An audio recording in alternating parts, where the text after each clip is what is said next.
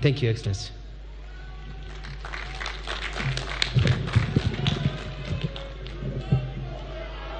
Your Excellency, President William Samoei Ruto, President of the Republic of Kenya, the Secretary General of KOTU and the entire leadership of KOTU, the Federation of Kenya Employers, my colleagues, public officers here present, and most of all, our distinguished workers who have come to celebrate the 60th anniversary of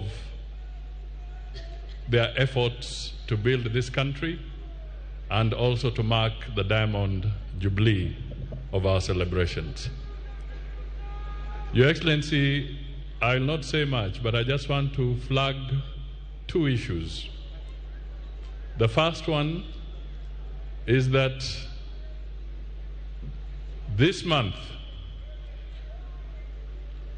the World Bank and the IMF released data that officially confirmed that out of the 55 nations on the African continent, Kenya's economy is the 6th largest in the entire Africa.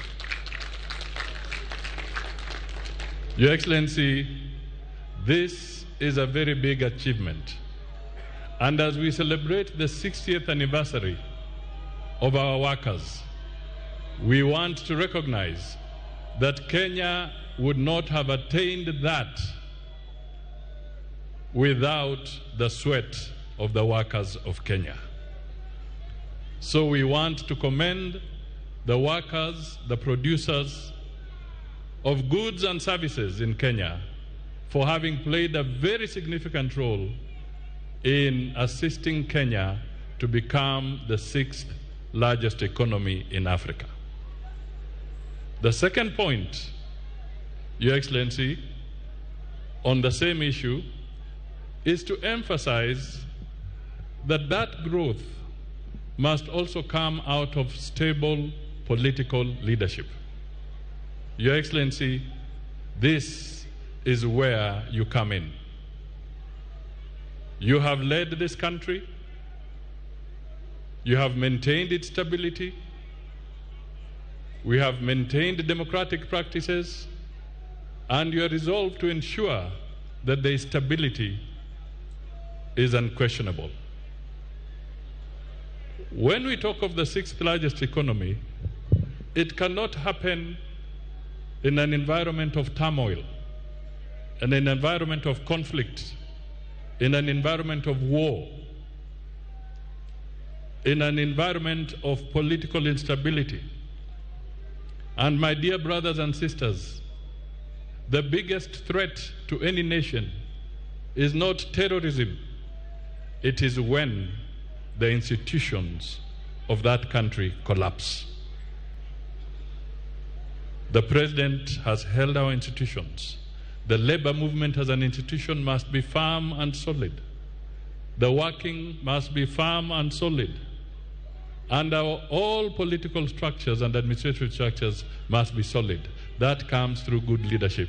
And your President, Your Excellency President, you have been at the forefront in ensuring that we walk the straight and narrow path of ensuring that our institutions work.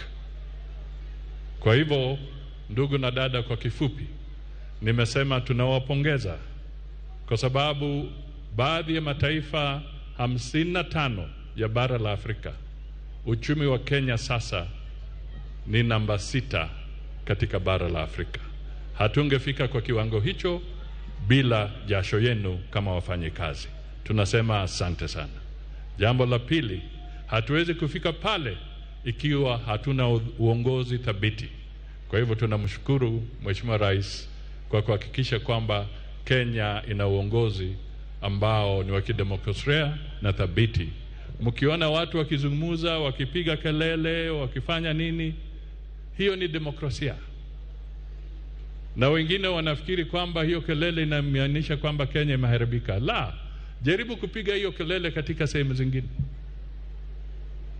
Hata marafiki zetu wengine wanashindwa kuandamana kwa mataifa yao, wanakuja kuandamana Nairobi, wakiandamana mambo yao. Kwa hivyo Kenya ni thabiti, na sisi tutii sheria, na ni wajibu wangu sasa kuwaomba msimame ili tumkaribishe Mheshimiwa Rais aje ahutubie wafanyikazi